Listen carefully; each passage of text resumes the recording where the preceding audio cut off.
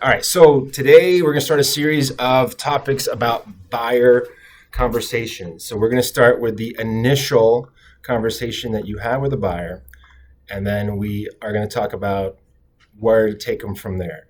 First, let's talk about open house. So the goal of an open house is to secure a buyer. Um, of course, it's to sell the home and build demand, but really the goal is to secure a buyer.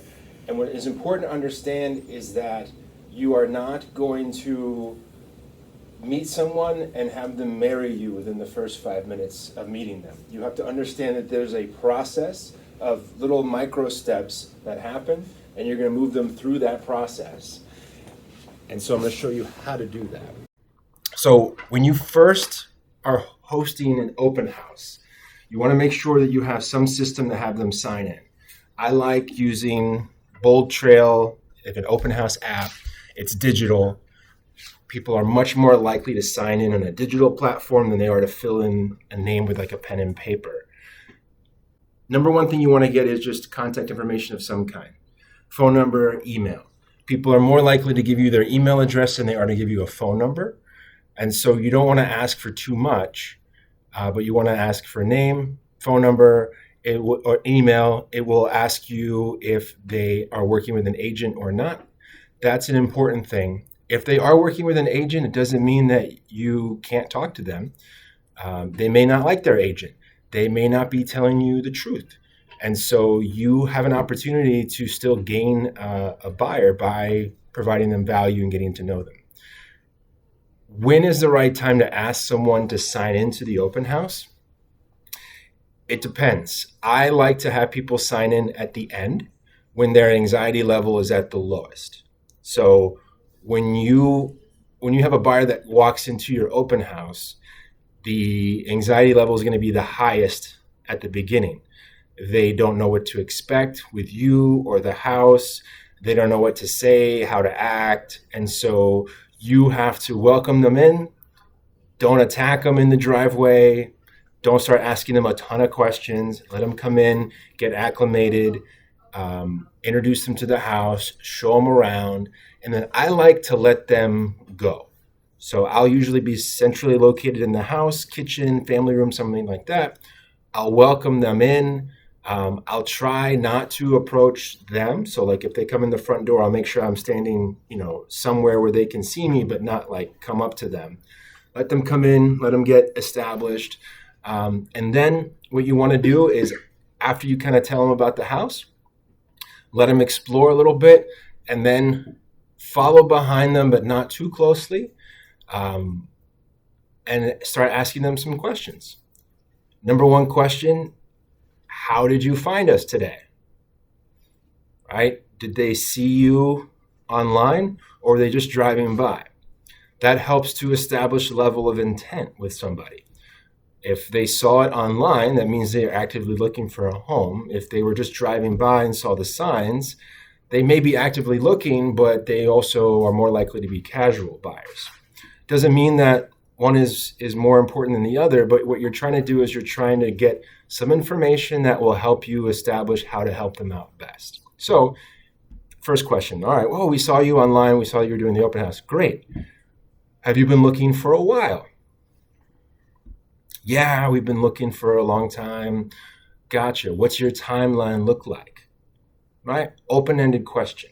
You're not asking them, are you looking to buy today? Are you looking to buy tomorrow? What's your timeline look like? Then that's going to open up the next series of questions.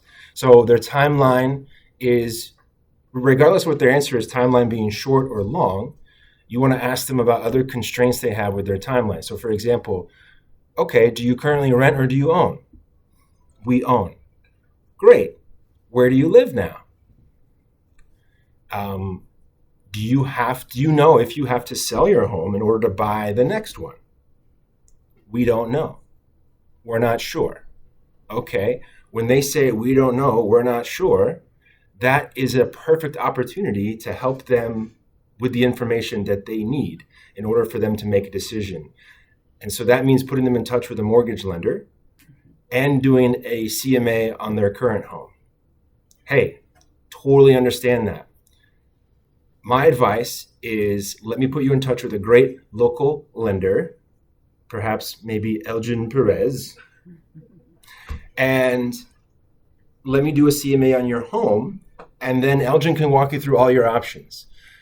If you need to sell in order to buy, no problem. We just need to know that so we can line up the logistics for you. There's a lot of moving parts. If you don't need to sell in order to buy, fantastic. That allows you to have a lot more flexibility and freedom and so forth.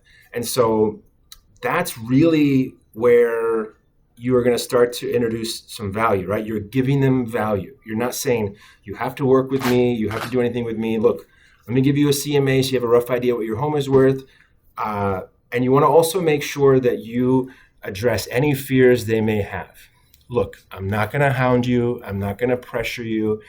But based on what you're telling me, you need this information. Allow me to give it to you. That, again, is providing value, showing who you are, letting them get to know you, but it isn't giving them any sense of anxiety. They still may politely decline. No, thank you. We're not ready yet. That's okay. That means you haven't gotten them to the point where their anxiety is lowered enough for them to, get any information from you. We're going to move on to the next thing. Okay, so where do you guys currently live? Oh, we live around the corner, or we live in this town. Okay, what areas are you looking at? This and that. Make it real conversational. Whatever answer they give you unlocks the next question that you ask them. And then hopefully, maybe they start asking questions about the house. Make sure you have all the answers for them. If you don't know the answer to something, just say, let me double check and let me get back to you. That's a great opportunity to get their information. So they say, hey, what's the age of so-and-so? Or tell me about this. I don't know, let me get back to you. Hey, why don't you sign in? Because I promised the seller that I would have everyone that attended the open house sign in.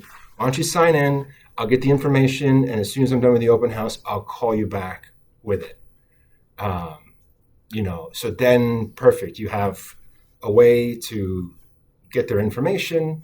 And then again, by putting the strain on a third party, you're not saying, hey, I need you to sign in. It's, hey, please don't let me look bad. Please don't let me down. I promised somebody else that I would do this. So now if you don't sign in, you're the jerk, not me, and so you're going to make me look bad. And so that's a way to kind of give them a little bit of social pressure to sign in and let them know again, hey, I'm not going to bother you. I'm not going to hound you. I just, I'll follow up any information you have, so-and-so.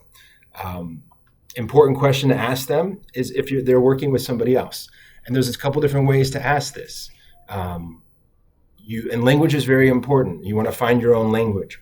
So don't say, hey, are you working with any other agents? Instead say, are you in a written agreement with any other agent at this point to buy a home?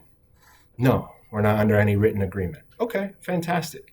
And if they are in a written agreement, I say, great. Just so you know, I don't want to step on anyone's toes. I'm sure you love the person you're working with, and they're accessible and they're knowledgeable and they communicate great and they're wonderful. And I'll wait. If there's any hesitation, if they look at each other, anything at all, I'll use that as knowledge that they're not in love with their agent, and I may have an opportunity to swoop in and give them the value that they're not getting somewhere else. The other thing I'll say is, oh, well, where are they? They're missing out on all the fun. You guys are out here by yourselves. Like, this is what the agent should be doing. This is the fun part of the job. Oh, we didn't want to bother them.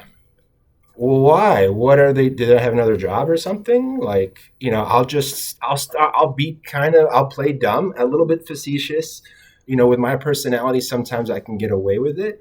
And I'll say, look, Saturday or Sunday, this is our prime time. I go, I don't understand. Like, I would be mortified if my buyers went to open house without me. That's what I'm there for. Maybe they don't really have an agent, or maybe they don't want their agent, maybe they don't value their agent. Right? I'll let them know, hey, even if you're in a written agreement with somebody, you deserve to work with someone that you really like, that's going to advocate for you and really help you out. This is too important to just let a friend or family member help you. You really need a professional.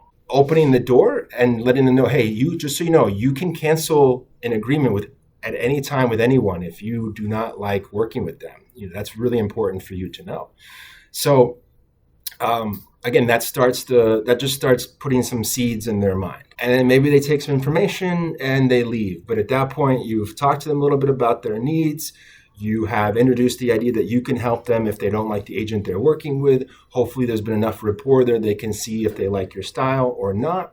You're not really selling yourself or saying anything that is salesy. It's just asking the right questions. Make sure you collect their information. Make sure that you have a handout of some kind that they can go back to. I recommend putting QR codes on all of your flyers that you hand out so that when they scan the QR code, it takes them to the property site on your webpage. That way, they come back to you. The more open houses you do, the more you're going to get comfortable doing them, the more you're going to understand the different types of people. And then you're going to find out pretty quickly that there are really only a handful of personality types that you're going to run into. And so, and if you think someone is being too polite, don't be afraid to address it. So if someone's like, oh yeah, nice.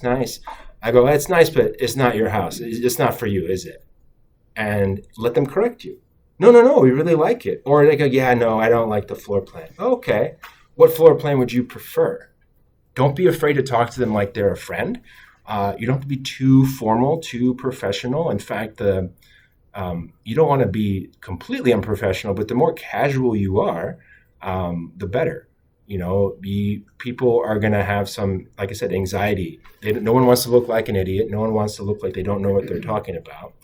Someone walks in, it's very unlikely that you get them to work with you right away, right? It's very unlikely, but you need to be prepared for that situation where someone comes in and they are open and willing to letting you help them, which is why before every open house, you need to make sure that you are fully aware of all the other properties that are similar to yours in the area and see which ones of those are vacant, so that you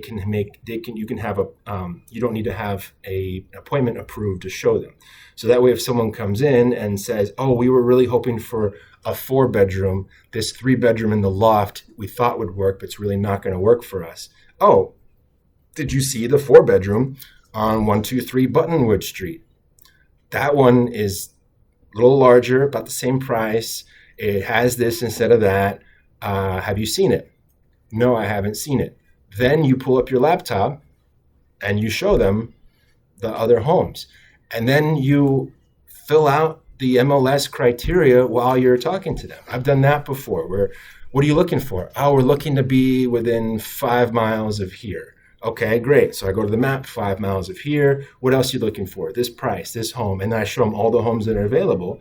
And I'll go through it with them. I'll show them my laptop. Have you seen this one? What do you think about this one? Do you want to go see it? Yeah, great. It's vacant. I wrap up here at 2:00. I can meet you there at 2:15. Does that work for you? And if there's any other ones that you want to look at, I can try to make appointments to see them on short notice as well. Now what you're doing is you're connecting the dots, right? You have to understand that there is an order of operations, and you sometimes you can go through them really fast. Sometimes you have a buyer that you don't need to go through steps 2 through 5 with them. They're ready to go to step 6. But you have to understand that you might have to go through those steps. And sometimes you go through your steps and you kind of get stalled a little bit. And maybe you have to go back, ask some more questions, and try to move them forward again in the most casual way possible that just feels like you're guiding them, right? You're not asking them to buy a house today. You're saying to them, this is what's next in the process if you're interested in doing that. And then when I show a home, I said, look, I'm going to show you, let's go look at these houses. Let's see if they're as good in person as they are online, right? Because I want them to know, just because I'm showing you a house doesn't mean I want you to buy it. Doesn't mean that you have any obligation to buy it. Let's see if it holds up. Let's see if you like it. If you don't like it, then we move on. There's a pressure that you have to be constantly addressing and taking off for your clients. And so that's something that other agents aren't going to be good at doing. And also, the amount of agents that are good at alleviating pressure and prepared to serve their client however they need to be served in that moment is incredibly low. So again, is it going to work with every buyer every time? No. But the first time it works and you have a buyer who's like, yeah, I'll meet you at 215 at 123 Buttonwood, it's going to completely blow your mind. You're going to be like, oh my gosh, this is awesome. It worked. And then the more time you spend with them, the better. It's like dating, right? You have to go on several dates. People have to get familiar with you, that they get comfortable in the process. They have a million things going on in their lives, right? They have the kids running around, they have job, they have to look for a home, they don't know the areas, they don't know what they're looking for, they don't want to look dumb, right? Number one thing is no one wants to look dumb and no one wants to make a dumb decision. And so that's why you have to make it clear to them that, look, I don't need you to buy a house today. I don't need you to buy a house tomorrow. I'm here to help you with that process.